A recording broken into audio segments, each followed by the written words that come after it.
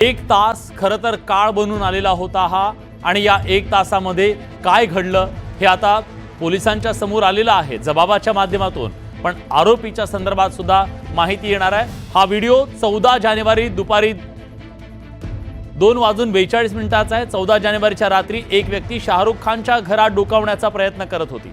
शाहरुख खानच्या घरातील कुत्रे अचानक भुंकायला लागले. त्यानंतर सुरक्षा रक्षक बाहेर जाऊ बघू लागले.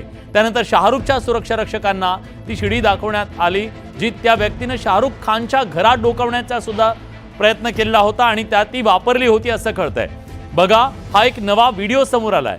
मन्नतची रेकी करणारा सीसीटीव्ही मध्ये कैद झालेला आहे.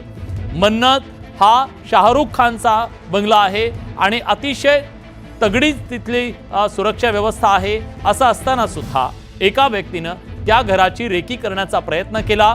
आता आपल्यापर्यंत त्याबद्दलचा जो सीसीटीव्ही व्हिडिओ आहे तो पोहोचलेला आहे आणि यातून याचं काही इंटरकनेक्शन आहे का, सगळ्या या बॉलिवूड सेलिब्रिटींना कोणी ट्रेस करतंय का?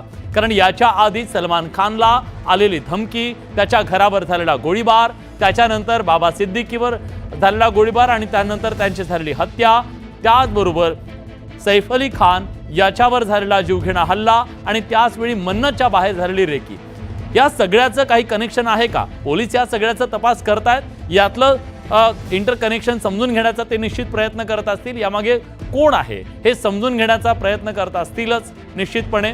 पण आता हे दोन व्हिडिओ आलेत. एका बाजूला हल्ला होतोय, दुसऱ्या बाजूला त्याच दरम्यान रेकी सुद्धा केली जाते.